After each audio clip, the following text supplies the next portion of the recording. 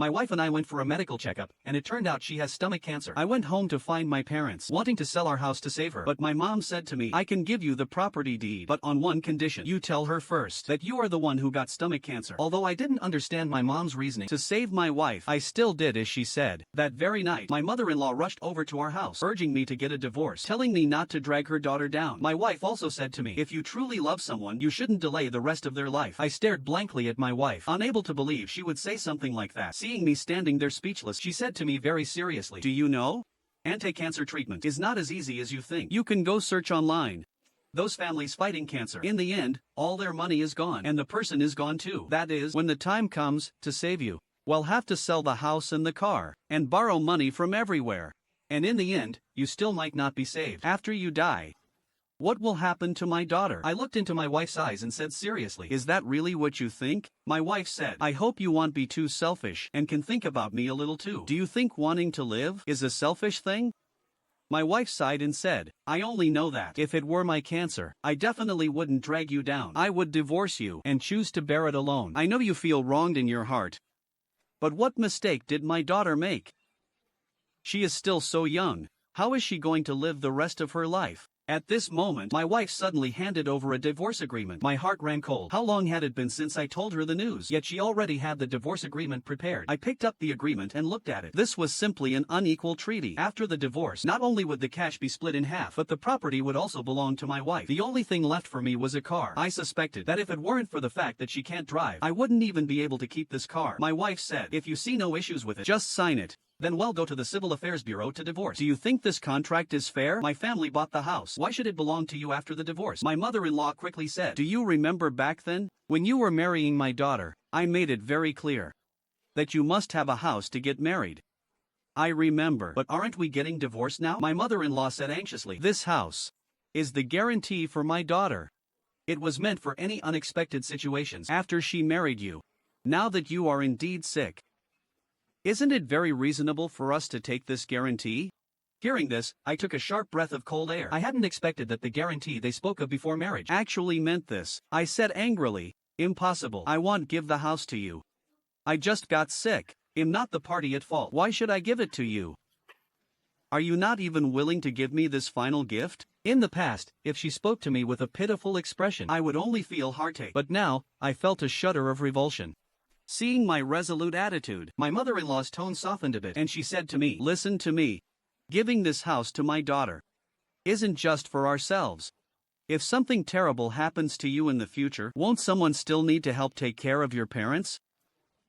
My wife quickly added, yeah, in the future, I can help take care of my parents-in-law. I looked at her coldly. At this moment, I wouldn't believe anything she said anymore. After all, before we got married, she said she didn't want to live with my parents, which was exactly why we bought this house. I sneered and said, my parents don't need you to take care of them. My wife nodded. Fine, then let's go to court.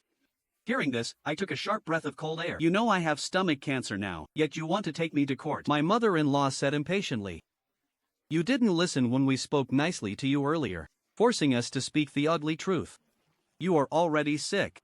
If we drag you out with lawsuits for a few years until you die, will you be able to keep these assets? She grew more and more agitated, even pointing her finger at my nose. When you die, won't it just be your old dad and old mom fighting the lawsuit against us? Do you think we're afraid of them? Mom, don't argue with him. Let me have a heart-to-heart with him. She took my hand, her face full of sincerity. My wife said very seriously, let's put ourselves in each other's shoes, all right? If I were the one sick today, I would leave most of my property to you, because I would hope that after I'm gone, you could help take care of my parents. My mother-in-law quickly added, yes. Look at my daughter's level of understanding, and then look at yours. Don't you feel ashamed? What is going through your mind all day? I said, what I'm thinking is that a husband and wife can get through difficulties together. My wife shook her head and said, what you're saying is too naive. I don't understand. How is this naive? My wife said, getting through difficulties together might sound fine on the surface, but in the end, this is you dragging me along. To get through your difficulties alone, if I continue to be with you, I'll waste my youth and my savings, eventually becoming old, faded, and penniless. And when you peacefully leave this world, leaving me behind with nothing, is that what you want? Listening to my wife's words, I felt as if knives were stabbing into my heart. I sighed. Between a husband and wife, how can it be considered a burden? We clearly made a vow that whether in poverty or illness, nothing would separate us. You're thinking about this too simply. Let me tell you, if we don't get divorced, what terrible things will happen next. I don't understand. How does this involve anything terrible? But my wife said very solemnly, in the beginning, I'd stay by your side for the treatment, but as time goes on, our savings would dwindle and we'd even fall into debt. When we're reduced to selling the house and car, do you think our lives will still be good? Seeing that I didn't speak, my wife continued. By then, you'll be too sick to even walk, and I'll have to carry you to the hospital. We wouldn't have a car, so in the wind and rain, I'd have to carry you onto the bus. I might even have to clean up your pee and poop. Living like this day after day, wouldn't you feel guilty? I couldn't help but say, there is still a chance with treatment. As long as we get through this hurdle, the days ahead might get better.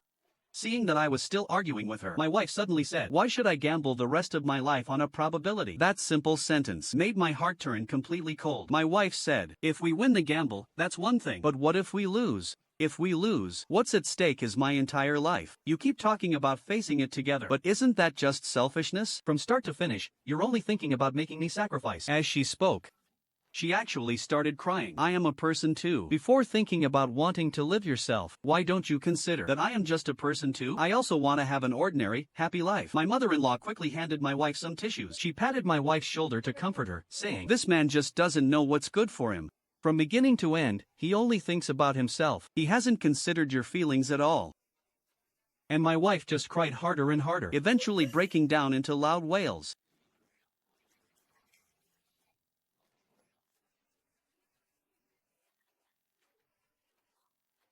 I watched my wife crying, thinking about the words she had said. At this moment, I finally understood my mother's good intentions. My wife said, now you have fallen into the abyss. If I could pull you out, I definitely would pull you up.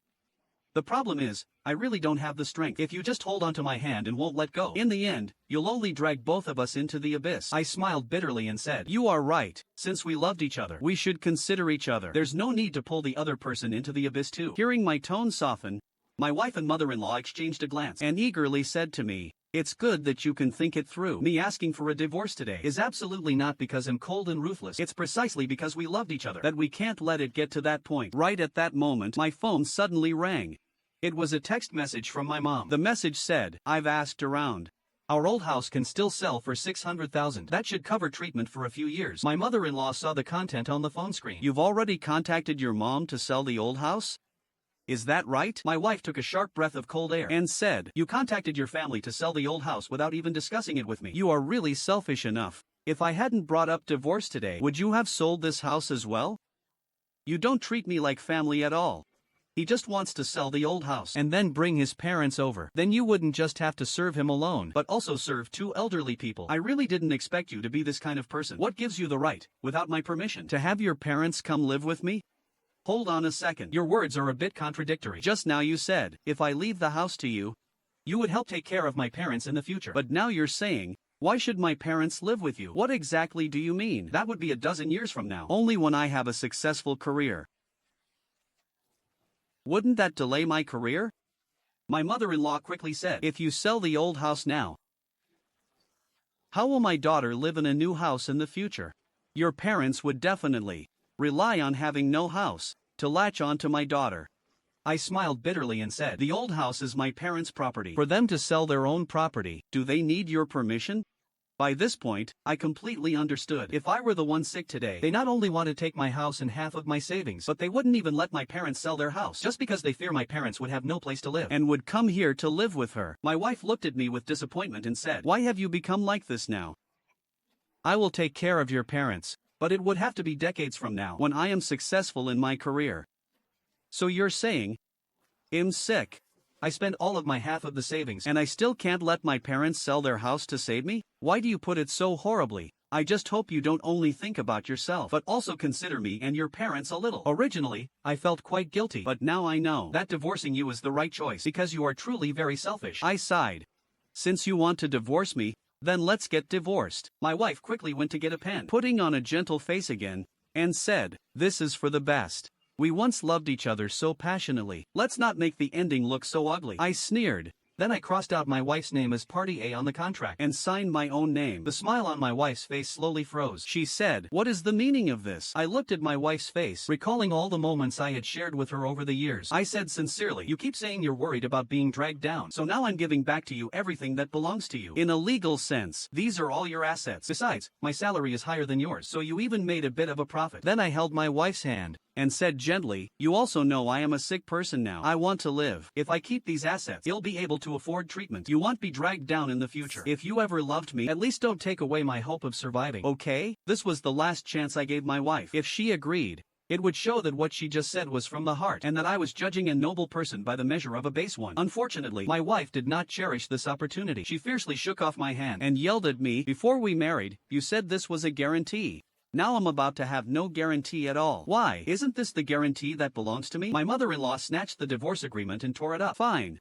When we speak nicely to you, you don't appreciate it. Then let's go to court. Let's see how long a sick person like you can drag this out." After saying that, she threw the pieces of the divorce agreement right in my face. I looked coldly at the two of them, furious and exasperated, while my wife took out her phone to make a call, saying calmly, "Yes, right. Things didn't work out on my end. Let's file a lawsuit." Looking at my wife like this, I already knew what she was thinking. In fact, we were probably thinking the same thing. I wouldn't take out the medical report now to slap her in the face. Only the most foolish person would bring out the diagnosis report at this moment. To tell the truth, because my wife and I thought of the same law. Spouses have a legal obligation to support each other. Right now, she believed I was already sick. If she didn't save me, she'd be breaking the law. Similarly, if I didn't save her, I'd also be breaking the law. If at this moment I brought out the diagnosis report, my wife would absolutely refuse to divorce. And knowing how the courts work, they would reject my divorce application. Right now, what my wife and I were both thinking about was getting divorced as quickly as possible to avoid the legal duty of spousal support. Sure enough, after we applied for a divorce at the Civil Affairs Bureau, my wife directly ran off. She completely stopped contacting me, spending all her time gathering property evidence and contacting lawyers. I only found it pathetic to smoothly divorce me through a lawsuit. She was overwhelmingly busy all day, unable to even find time to go to the hospital and check her own medical report. During this time, I wasn't idle either. I contacted lawyers everywhere, letting my wife know that I was prepared for a lawsuit. This made her even more anxious, completely neglecting her own medical report. Every day she was just studying the lawsuit with her lawyer. Under this tug of war, the divorce cooling-off period finally ended. We finally got our divorce certificate. My ex-wife sneered and said, "Well, take our time with the lawsuit later. Let's see if I can drag you to death." I sighed and handed over her medical report. "Since we were once married, I have a gift for you." She froze for a moment. "What is this?" I said, "Remember when we both went for a checkup together? I got it from the hospital. You've been too busy and never had time to pick it up, so I got it for you." My ex-wife immediately started sneering. "And now, you're starting to pretend to care about me again? Are you hoping I might show you some mercy? Let me tell you, no way." My mother-in-law stood beside my ex-wife, instigating, "Don't believe this guy. He is just selfish. Don't be soft-hearted just because he shows you a little bit of care." I smiled bitterly and said, "You'd better take a look at this first." She snatched the medical report and started reading it. As she read, she suddenly realized something was wrong. Frowning deeply, she said, What does this mean?" I sighed and said, "A month ago, you were diagnosed with stomach cancer. I rushed home to persuade my parents to sell the old house to save your life. But you were dead set on divorcing me." Both of them stood there dumbfounded. My ex-wife couldn't believe it and looked at the medical report again. She said anxiously, "Impossible. You must be lying to me." I shrugged and said, "If you don't believe it, you can go to another hospital to get it checked. However, since you don't have much money on you right now, you should spend it carefully, and spend it where it counts." After saying that, I turned around to leave, but my ex-wife grabbed my arm. She said tremblingly, "Wait. You can't leave. I'm not getting a divorce." She quickly tossed the divorce certificate back onto the counter, anxiously telling the staff, "We're not getting a divorce anymore. Withdraw our application right now." The staff member said helplessly, "The certificates have already been printed for both of you. How can we withdraw it? During the 1-month cooling-off period, what were you two doing?" My ex-wife said frantically, "I regret it now. Hurry up and remarry us." I shook off my ex-wife's hand and said indifferently, "Even if you want to remarry, I don't agree. Besides, you were the one who brought up the divorce." She froze for a second, then burst into tears. Grabbing my hand, she cried, "How could you do such a thing? You clearly knew I was sick. Why did you divorce me?" I looked at her quietly. I said, "Do you want to listen to what you're saying? You were the one who clearly said that since someone is sick, they should get a divorce and not drag down the rest of their partner's life." She cried, "How is that the same?" She started using double standards. I truly didn't understand what was different about it. Seeing I wasn't speaking, my ex-wife got desperate. You can't leave. Go with me to the Civil Affairs Bureau right now to remarry. We once loved each other so passionately. How could you, in my most difficult time, abandon me and leave? My mother-in-law also said agitatedly. Exactly. Who says cancer can't be cured? Cancer also has a certain probability of being cured. I said.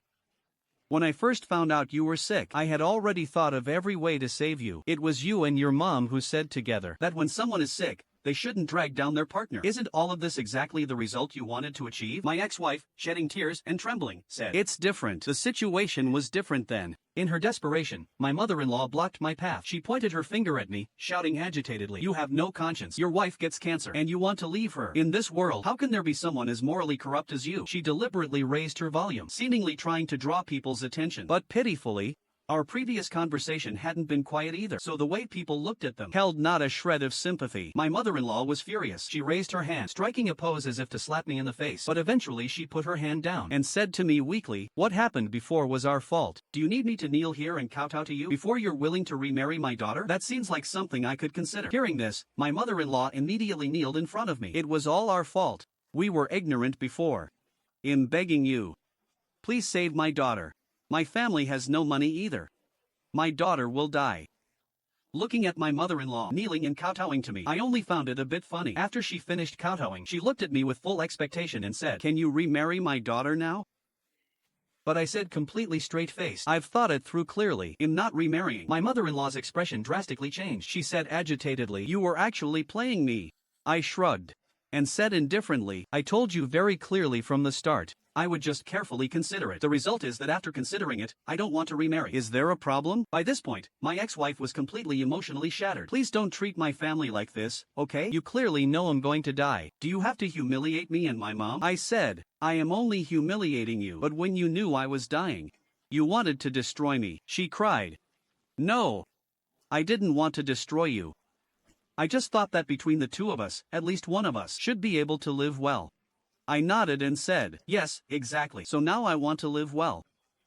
Congratulations, you convinced me. To think I used to be like an idiot trying to save you. My mother-in-law shouted angrily. You knew your wife had cancer, but you didn't say anything.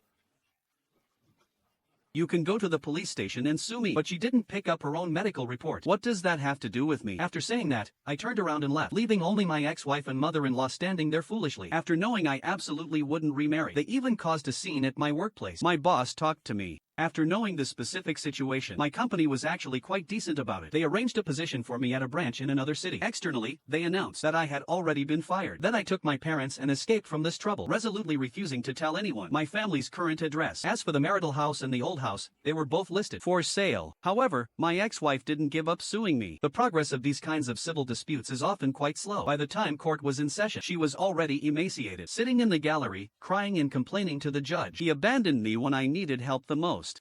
Now I only hope the court will uphold justice for me, either rule our divorce invalid, or give me that house. I'm just a pitiful woman who wants to live. She continued crying bitterly. But I had prepared evidence long ago. I took out the security camera footage from our home and played it for the judge. The judge watched while frowning and said to my wife, You were the one who actively brought up the divorce, right? When you thought he was sick.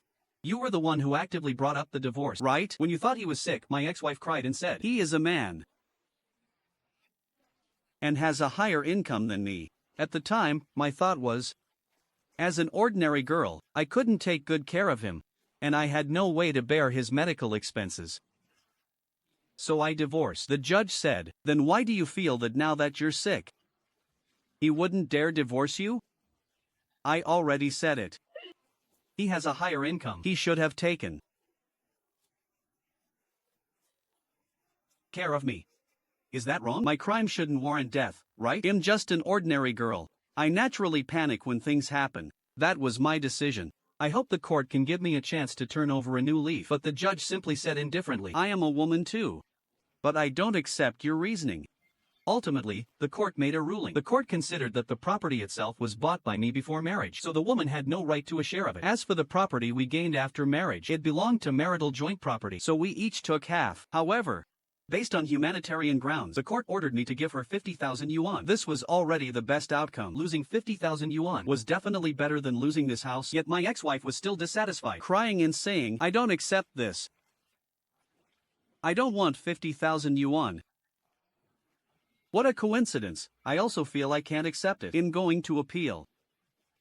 You managed to keep the house. What right do you have to appeal? I shrugged and said, this was the method you mother and daughter came up with for me. I can just endlessly appeal, dragging it out until your daughter dies. When the time comes and she is dead, the humanitarian compensation won't be 50,000 yuan anymore. At most, he'll just give you a few thousand for funeral expenses. My mother-in-law took a sharp breath of cold air. In the end, she shouted in a breakdown. My mother-in-law took a sharp breath of cold air. In the end, she shouted in a breakdown. How can this person be like this? To tell the truth, I once thought that when my ex-wife got sick, I wanted to give everything I had to save her. But when I discovered she wasn't my lover, but my enemy, then I wouldn't be soft-hearted towards my enemy either. The judge asked if I was going to file an appeal. I just smiled and shook my head, because I knew there was a time limit to file an appeal. I just had to submit it at the very last moment. My strategy was simple. Just drag it out. Just like the method this mother and daughter initially wanted to use on me. In the end, my ex-wife did not survive until the next court hearing. Her family didn't have much money to begin with, and coupled with the time and energy spent fighting the lawsuit, her condition quickly deteriorated. The day she died, I heard about it, and I couldn't help but sigh. After all, we had once loved each other passionately, but I didn't expect that even having loved so passionately, I still misjudged her. I just want to advise everyone in the world to be a little better to yourselves. Don't foolishly sacrifice yourself just to feel self-moved, because the other person might not be worth entrusting your life to. Some men, no matter how good their wives are to them, ultimately still choose younger girls. Some women, no matter how good their husbands are to them, ultimately end up cheating on their men. I'm not trying to drum up fear of marriage. I just want to warn everyone, when you are foolishly giving your all, make sure to leave yourselves a way out. And I wish you all can find the partner of your dreams.